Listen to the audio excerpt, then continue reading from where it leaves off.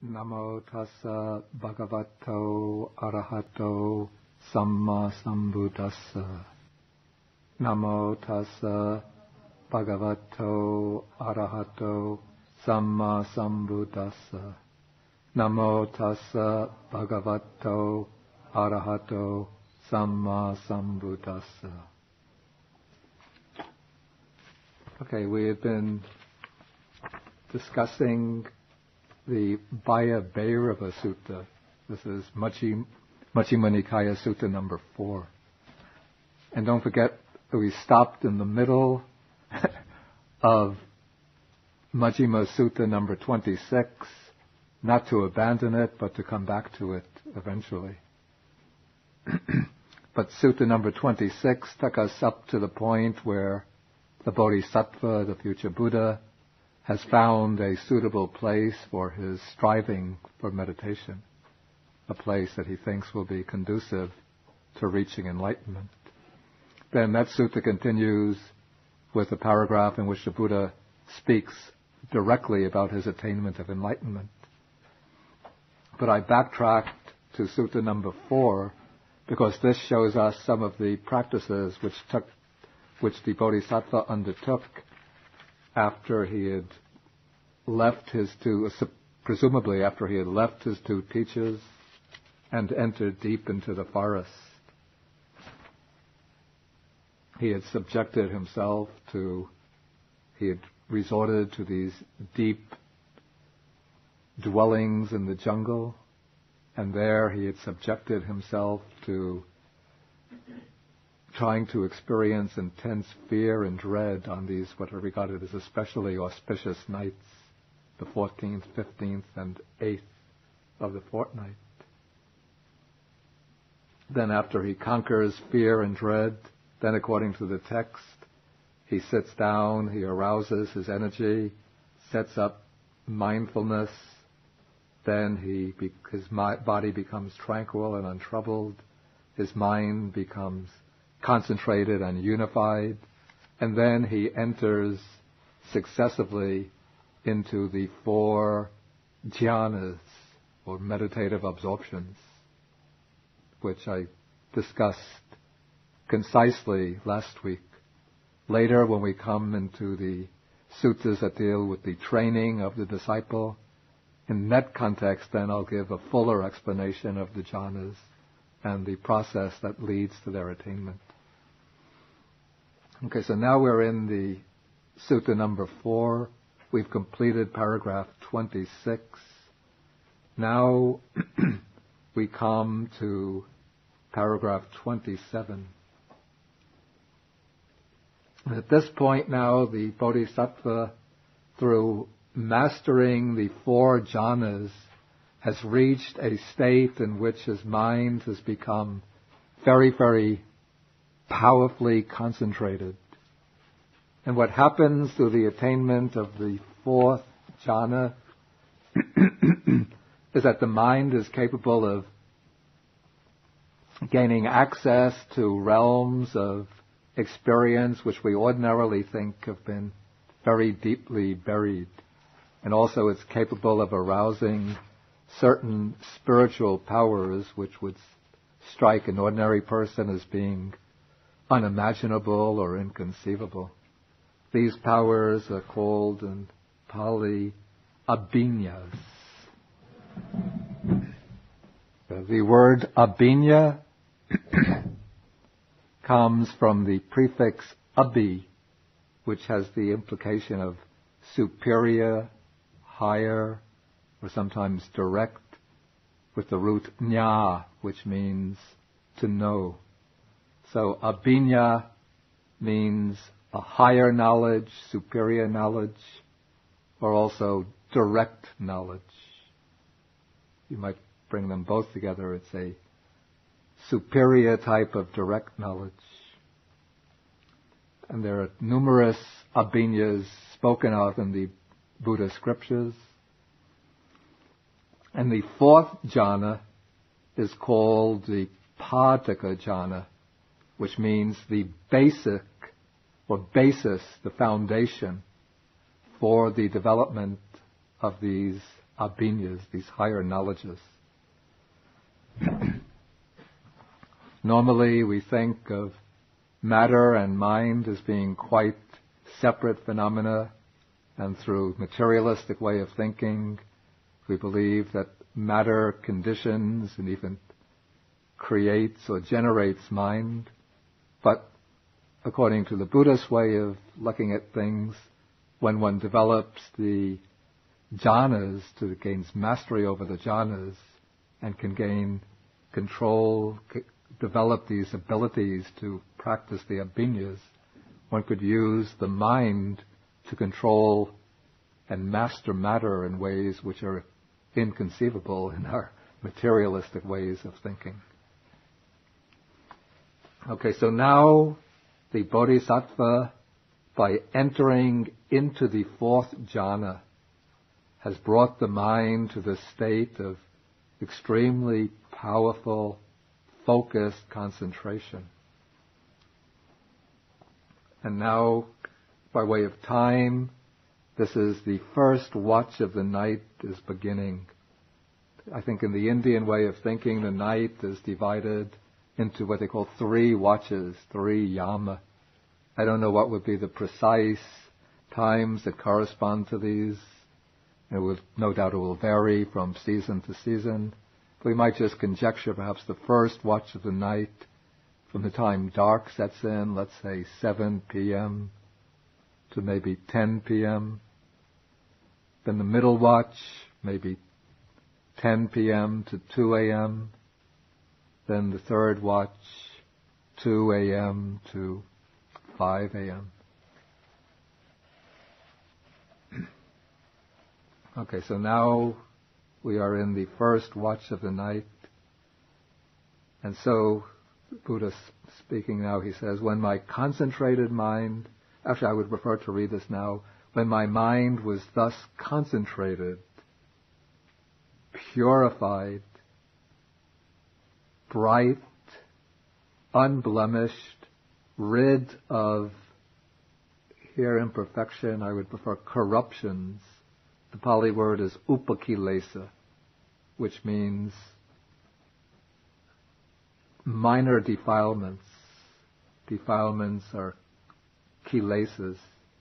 So these are like little defilements of the meditative concentration that come. It's not the grosser defilements like lust, anger, pride, but little imperfections in the meditation, like sometimes too much effort, sometimes too much softness, too much tranquility, sometimes a little agitation. All of those are now removed in the fourth jhana.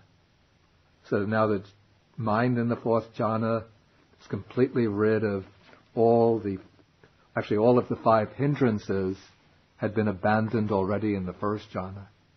But now all of the little imperfections, even the somewhat coarser factors of the lower jhanas, like the applied and sustained thought of the first jhana, the rapture of the second jhana, even the happiness or pleasure of the third jhana, those have been made to quiet down, those have been stilled and silenced. And now the mind has become, these are the key words, malleable, wieldy, steady, and attain to imperturbability. The mind is now very malleable, which means it can be shaped in any way that one wants. And it's wieldy, it can be applied to any particular function or task to which one wants to apply it. And so now, somehow, the Bodhisattva knew that it would be important to recollect his previous lives. And so he directed this concentrated mind to the knowledge of the recollection of past lives. Actually, the literal expressed word is past abodes. Pube nivas anusati jnana. This is the knowledge which brings recollection, anusati, of pube, one's past nivasas, dwelling places or abodes. In other words, knowledge of one's past births, past existences.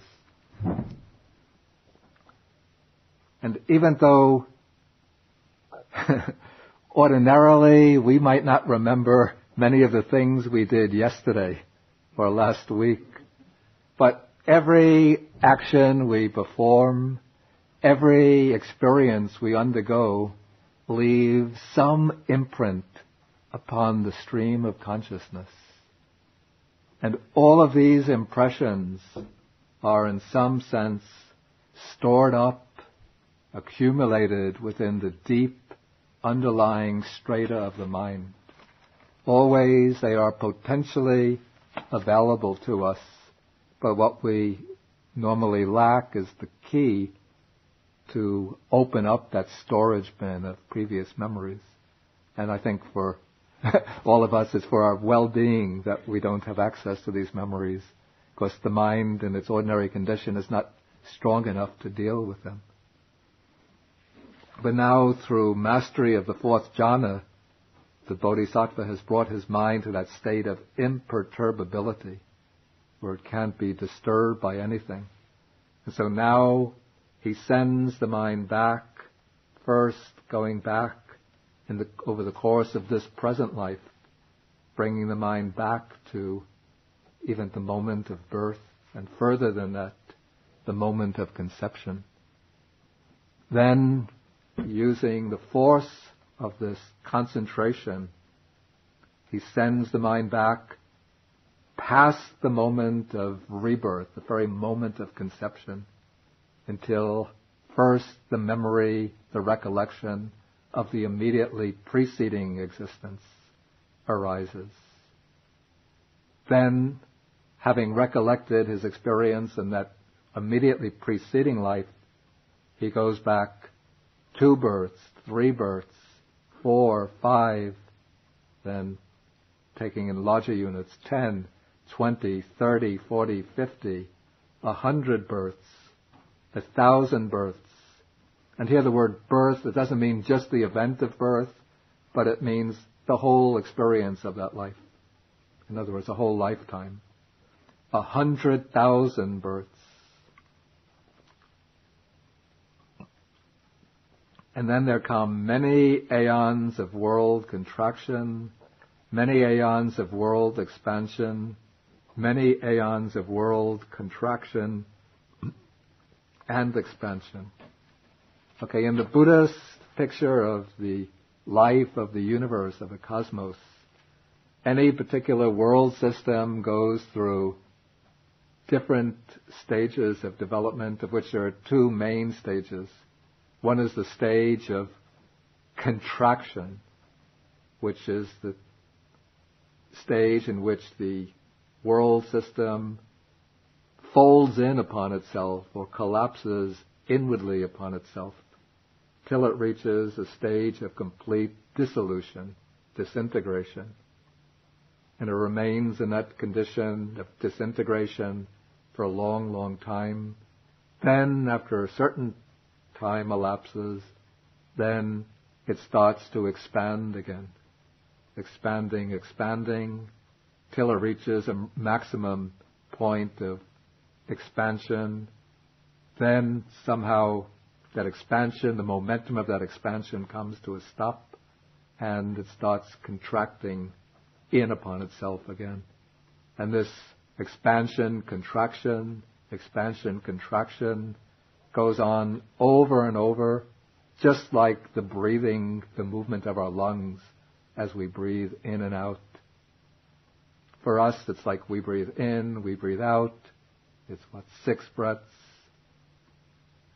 a certain number of breaths per minute. I don't remember the figure. Like 5 or 10 seconds to breathe in and out, and it seems like nothing. So the universe also is constantly, or any world system is in a sense breathing in and out, And in cosmic time, it's just like 5 seconds or 10 seconds. But when we look at it, it seems like it'll be billions of years. And through now, he is recollecting not just one period of world contraction and expansion, but many aeons of contraction and expansion. And in each of these lives, he recollects the particulars, the different aspects of his existence in those lives. He thinks or recognizes, there I was so named, I was of such a clan, I had such an appearance, such was my nutriment, the food that I ate, such my experience of pleasure and pain, such was the term of my life. Then I passed away from there, and I reappeared elsewhere in some other state. And there too I had such a name, belonged to such a clan, had such an appearance, such was my nutriment, such my experience of pleasure and pain, such my life term, and passing away from there, I reappeared here. And so this is and then he says, thus with their aspects and particulars, I recollected my manifold past lives or past abodes. And now he says, sort of concluding this phase, this investigation of the previous lives being spread out over the first watch of the night may have taken 3 or 4 hours. And so he says, this was the first true knowledge. The Pali word here is vidya, or Sanskrit vidya, attained by me in the first watch of the night. And I should mention, it's very important to mention, that this knowledge of the recollection of past lives is not itself really the experience of enlightenment, or it's not a supramundane or transcendental knowledge. Because meditators who become very skilled in the jhanas, who don't even have right view, just through the strength and power of their samadhi, are able to gain the recollection of at least some previous lives. Perhaps they won't gain this recollection over many aeons of world expansion and contraction, but even yogis of different meditative traditions can gain this knowledge. But it seems that the mastery over this knowledge becomes important as a stepping stone for the Buddha's full attainment of enlightenment. We'll see as we go on. Okay, so now, he says, this was the first true knowledge attained by me in the first watch of the night. Ignorance was banished and true knowledge arose. Avidya is ignorance. Avidya is just the opposite. It's the negation of vidya. And so true knowledge arises and ignorance is banished. And darkness was banished and light arose, as happens in one who abides diligent, ardent, and resolute.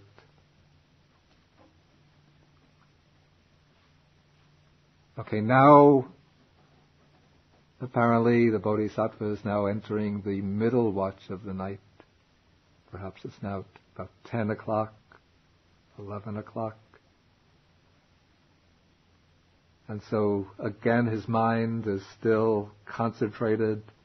Probably my guess, though the text never says this, but after that recollection of so many previous lives, he would again enter into the quiescence of the fourth jhana in order to make the mind still again without any recollecting experiences, without any perceptions, but just keeping the mind very still and concentrated to build up again the penetrative power of the mind.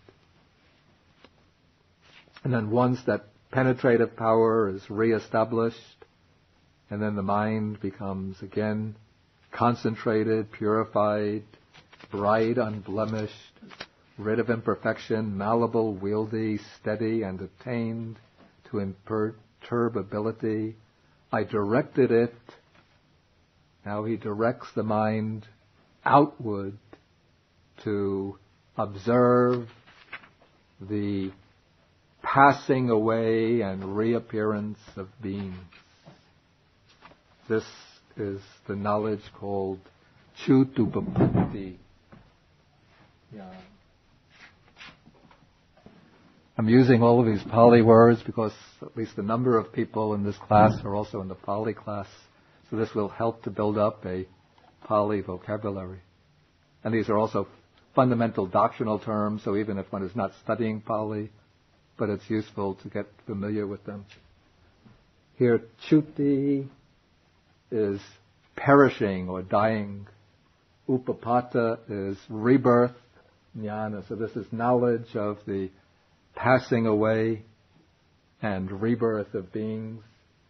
But it's also called sometimes yutta kam upaga jnana, the knowledge how jnana, how beings upaga go on, arrive yutta kama, in accordance with their karma, in accordance with their actions. And this particular function, this type of knowledge, is exercised by a special faculty of vision, which is called the divine eye, Dipachakku. Again. Some of the Indian traditions consider this to be like a third eye located someplace above and between the two physical eyes. But I think the Buddhist texts never speak of it in those terms. But it's a kind of inward faculty of vision which can be exercised through mastery over the fourth jhana. Through making the appropriate determination, one is able to see into different realms of existence, and one sees how the mind streams of living beings pass on from their death into taking rebirth in one or another different realm of existence as determined by their volitional actions, their ethically significant volitional actions. In other words, their karma. And so now, using the divine eye, the bodhisattva sees beings passing away and reappearing, taking rebirth, inferior and superior, fair and ugly, fortunate and unfortunate. And he understands how beings pass on according to their actions thus. These worthy beings, here this is just a kind of honorific expression used in the text. These worthy beings who behaved wrongly, who are ill-conducted in body, speech, and mind, who reviled the noble ones, that is, they would have spoken discourteously, abusively to noble persons, to spiritually enlightened persons, who held wrong views, particularly the wrong views which deny the basis for ethics and morality, and who gave expression to wrong views in their actions, who behaved in ways that were in accordance with this wrong view, since they deny any type of moral retribution for action, deny any existence after death, then they lead lives which are governed by worldly aims and purposes, and then they behave unethically just completely disregarding all ethical norms in order to achieve their own advantage. Killing, stealing, behaving dissolutely in sexual ways, cheating, lying, slandering virtuous people. These beings, on the breakup of the body after death, have been reborn in a state of deprivation, a bad destination, in perdition, even in hell. Here, this is a reference to certain realms within the Buddhist picture of the universe. Well, here, this is the picture of the universe that the Buddha is now discovering, I think, for the first time. It's not like he just happened to come onto the scene and accept the Buddhist picture of the universe. But now he is discerning the contours of the universe for the first time in human history in all of its different levels. And so we have 5, sometimes 6 realms of existence are mentioned, but the older texts use 5 realms divided into 2 strata.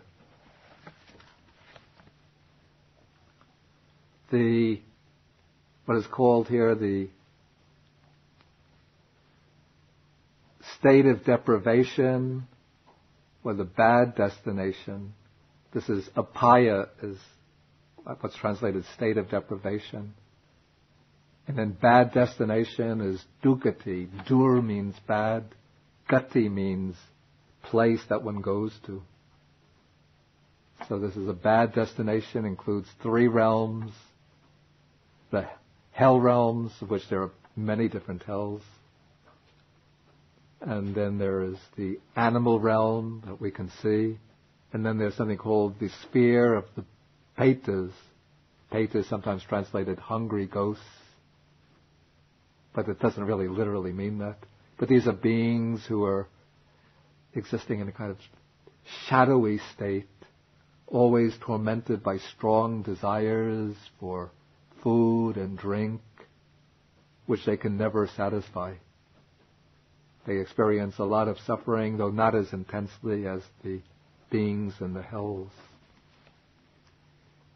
And existence in these 3 unfortunate realms, bad destinations, arises through the maturation of unwholesome karma, through misconduct of body, speech, and mind. And then, continuing the text, these worthy beings who are well conducted in body, speech, and mind, who are not revilers of noble ones, but who had respect and reverence for the noble ones, who held right views and who expressed right views in their actions, in other words, who behaved in ethically upright ways, on the dissolution of the body after death, have reappeared, taken rebirth in a good destination, even in the heavenly world. This is what's called the sugati. Su is good, and gati, destination. So they have been reborn in a good destination, which means the human world is considered a good realm, and one of the heavenly worlds, of which there are many, again according to the Buddha's cosmology. And existence, as is well known, in any of these realms, existence is impermanent, not lasting. So in Buddhism, there's no permanent hells, but also no permanent heavens. One takes rebirth into one of these realms, subsists there for a certain period of time until the karma that brought one to rebirth there is exhausted. Then one passes away and takes rebirth elsewhere. And so now the Bodhisattva, the future Buddha, is observing this entire samsaric,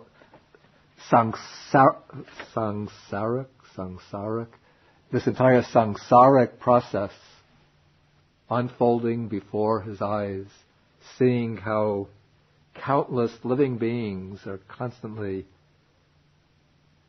passing away, taking rebirth, passing away, taking rebirth, and investigating into the underlying springs of this process of constant rebirth, he sees that there is a law that governs the process, that it's not arbitrary, not determined by any kind of immutable power like a creator God or some implacable fate or destiny, but he sees that it is the actions of living beings themselves that propel them from one state of existence to another. And in a way, this is how the Buddha revolutionized the very concept of karma. The idea of karma was held in Indian thought before the arising of the Buddha, but the word karma was used by the Brahmins to mean correctly performed ritual action. In other words, for the Brahmins, this is according to the teachings laid down in the Vedas, to achieve a fortunate existence after death, one has to perform the rituals prescribed in the Brahmana texts correctly. And so karma is the rituals, and it is... Oh, I was wondering where my best student...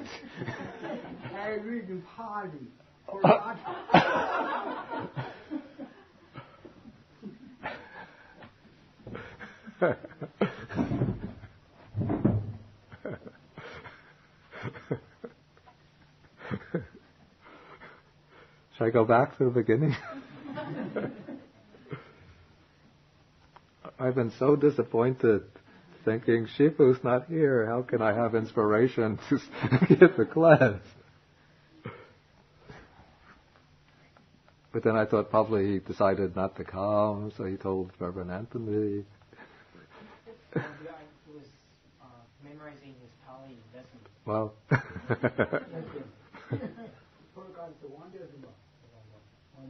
Okay, so. So for the Brahmins, karma means correctly performed ritual action, and it is the correct performance of the rituals, particularly the sacrifices, that guarantees a continued existence or a heavenly existence after death. And it seems the concept of karma was also used by some of the other schools, like the Jains, but they conceived of karma almost in material terms, as some kind of material force that was deposited upon the jiva, or the soul, through a person's actions. And so there would be karmas of different colors which adhere to the soul, and one has to burn off all karma through ascetic practices or self-mortification to gain liberation. But the Buddha was the one, it seems, for the first time in Indian thought, to give a moral significance to the concept of karma, and to situate the base of karma, the spring of karma, in human volition, in willed actions, and to identify the ethical factor, the determining ethical factor of karma, with the intention behind the action.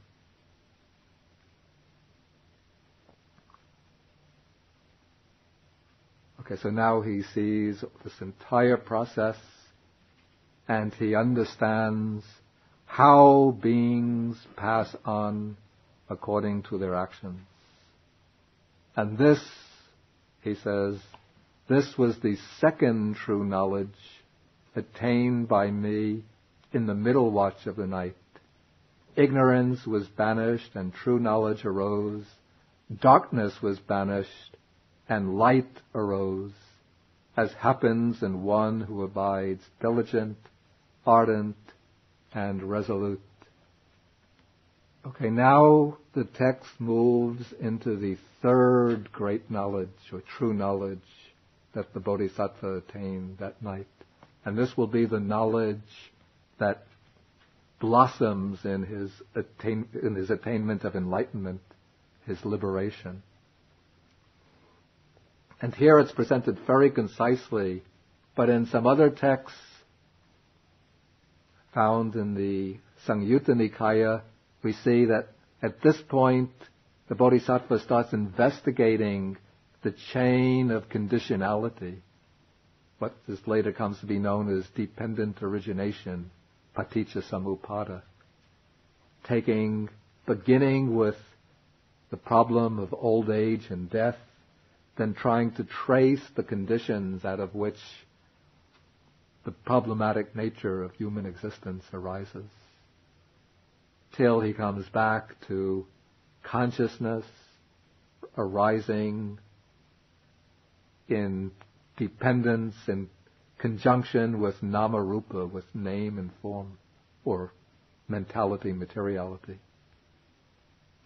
I didn't want to go into an explanation of this because it requires a certain technical knowledge of the Dhamma, which I'll eventually present as we go through the sutta seminar. But here it's treated, this knowledge is treated very concisely. The Buddha says here, when my mind was thus purified, concentrated, bright, purified, and so on, I directed it to knowledge of the destruction of the taints. Here, the key word here is translated, I have to say unsatisfactorily, as taints.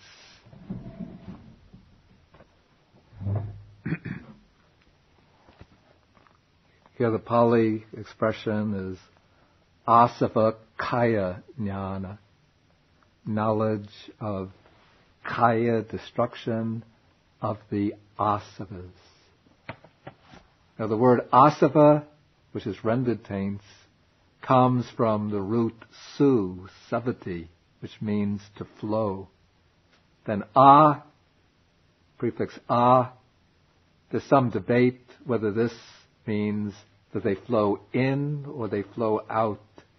So some translators had rendered asava outflows, others had rendered it influxes, some had rendered influences, others effluence, some pollutants, some fermentations. Venerable Nyanamoli used taints, which I had retained in this edition. But no word really gets all of the connotations of the original. And this word also was a word used by other schools, other religious, spiritual schools at the time of the Buddha, even by the Jains, and they understood it as some kind of force which flows into the mind and which corrupts the mind. And so the task for all of these schools was to overcome the asavas, to eliminate the asavas. But according to the Buddha, none of his predecessors on the Indian scene had succeeded, because none of them really knew exactly what the asavas were. It was the Buddha who actually was able to determine what the asavas are. And as the Buddha uses the term asava, it refers to what I would call the three deepest and most fundamental drives that keep the process of samsara in motion. These are not identical with what's called the three poisons or the three unwholesome roots: greed, hatred, and delusion. Because hatred is not an asava. Hatred is an unwholesome root, but it's not one of the factors that binds beings to samsara. But the three asavas, the three taints. First, kamasava. This is the taint of sensual desire, taint of sensuality. Then bhavasava is the taint of attachment to individual existence, the attachment to continued existence within the samsaric mode of being. And then what underlies both of these is the most fundamental taint is avijjasava, which is the taint of ignorance, of not understanding. And so the process of final liberation requires the eradication, the uprooting of these three taints from the mind. And this comes, as the text shows us, through the knowledge of the Four Noble Truths. At this point, the Buddha has not yet understood or knew the Four Noble Truths, because the Four Noble Truths had not yet been proclaimed yet. But it seems, this is my conjecture, that it was through the knowledge of the recollection of past lives and the knowledge of the arising and passing away of beings that the Buddha could get a very clear perception of the immensity of suffering in samsara. Having recollected so many previous lives, he would have seen himself maybe as a young man, happy, in love, maybe with a beautiful girl, getting married, raising a family, very happy and secure, maybe wealthy, enjoying his wealth. Then maybe the wife gets sick and dies, the children turn their backs on him, or else he gets sick, terribly sick, and he has to live on in illness. And experiencing this once, it's bad enough, but now seeing this happen over and over and over would have created such a strong sense of disenchantment with samsara. And then looking out upon the world with the divine eye and seeing how living beings in pursuit of their enjoyments, their personal status and power, commit unwholesome actions and get thrown down into the lower realms over and over again. Again, this would have created a very strong sense of urgency or agitation in him. Not agitation in the sense that he was mentally perturbed, but he would have seen the frightful nature of existence in samsara. And then that would have directed the mind towards penetrating into the very deep underlying roots of the whole process. And so beginning from the manifest truth of suffering, then he looks into the origin of suffering. He sees the chain of causation out of which suffering originates. And still he's exploring. And then at a certain point, bam, ignorance falls away and the cessation of suffering is realized. In other words, the mind actually penetrates to that unconditioned reality which lies beyond samsara. It penetrates to nibbana or nirvana, the unconditioned. And this confirms for him his recognition that this way, this practice that he has undertaken, is the way leading to the cessation of suffering. And he sees how suffering originates from the asavas, from the taints.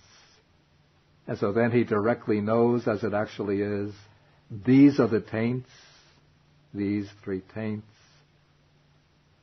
This is the origin of the taints. The origin of the taints, actually there's nothing more fundamental than the taint of ignorance. So all of the taints actually originate from the taint of ignorance. And now, through his personal experience, all the taints have been eradicated. So he knows that this is the cessation of the taints.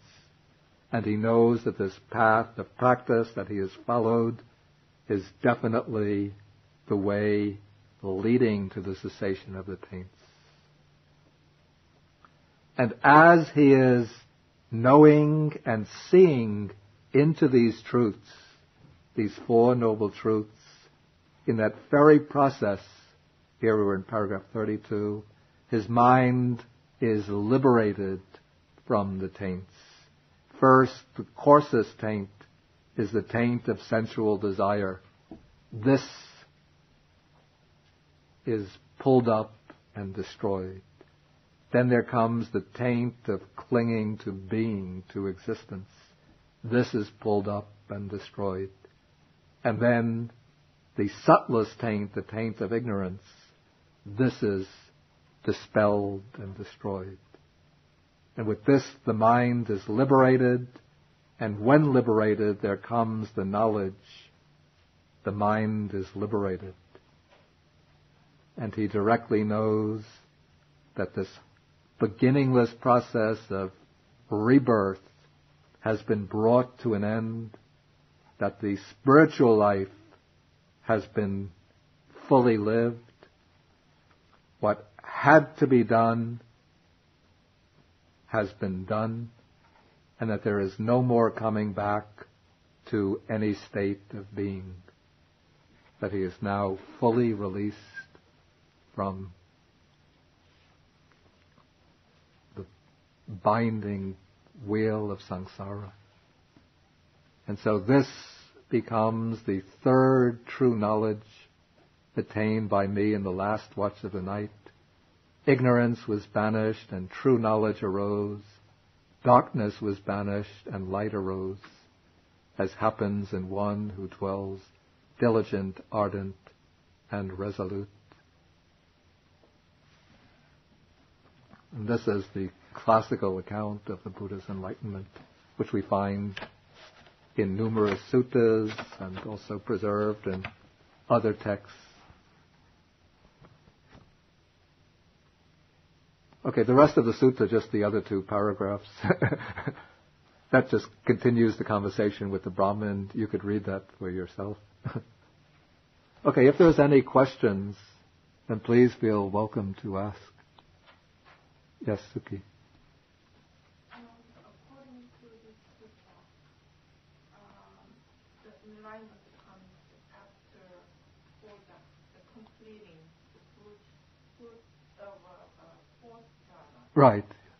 So, to reach the enlightenment, the rest of the four jhanas are not necessary. You mean the four formless attainments? They are not necessary, and well, for a Buddha's enlightenment, the fourth jhana is necessary, because that will give, that's sort of the portal, the door to the three higher knowledges. But strictly it's said that to reach arahatship, according to the early teachings, even the four jhanas is not necessary. According to some commentaries, it's even possible to gain arhatship through the path of direct insight without relying upon the jhanas. But according to the sutta text, it seems the first jhana could be necessary. But certainly even four jhanas would not be necessary. Only those who wish to gain all three higher knowledges, including the recollection of previous lives, the divine eye, as well as the liberation from the taints, will need the four jhanas.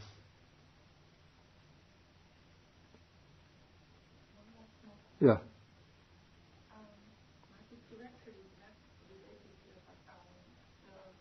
Before the first jhana, you have to remove the 5 hindrances. Right, yeah.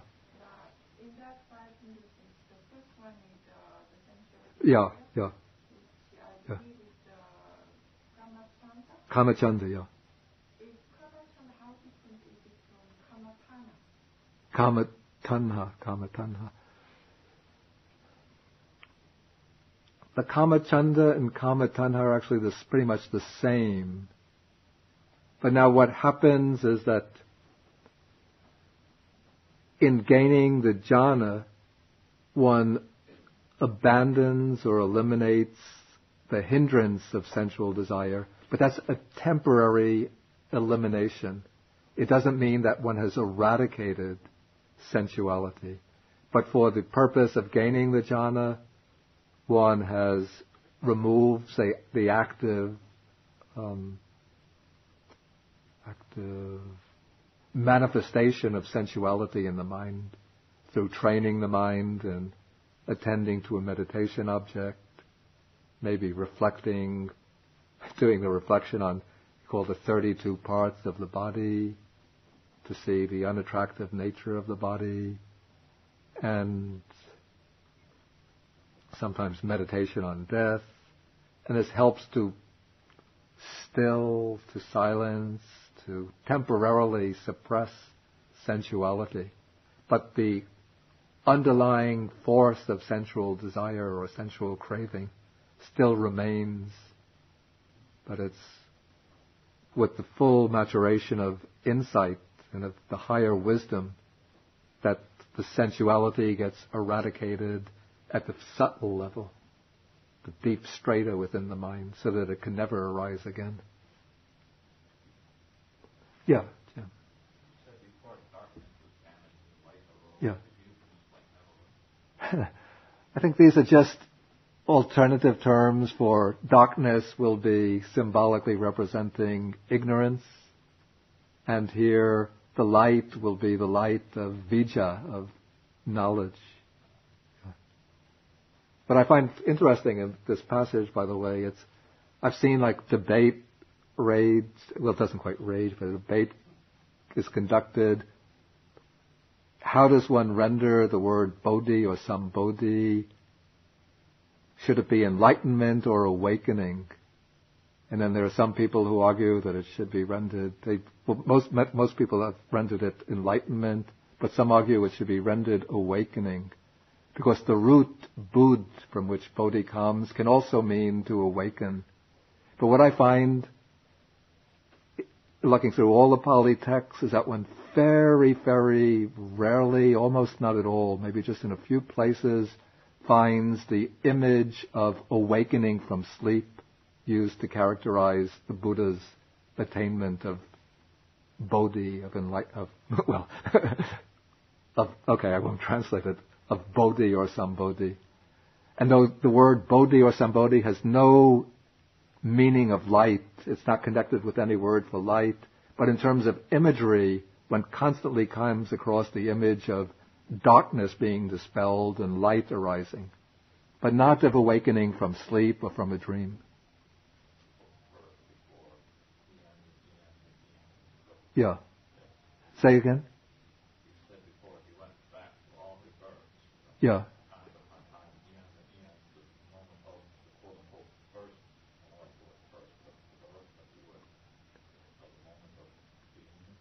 Yeah. Yeah, though there's no first birth. Yeah. But he tracked back many previous births. Any further questions? Okay, then we will stop and continue next Tuesday. Next Tuesday we take up, by the way, I hope you don't get bored going back and doing more accounts of the Buddha's enlightenment or awakening, whatever. But we do, this is the Mahasacchaka Sutta, Sutta number 36. Of course, this will throw still another spotlight on the build-up to the enlightenment, the awakening. And on your own, you can read the passages I had recommended from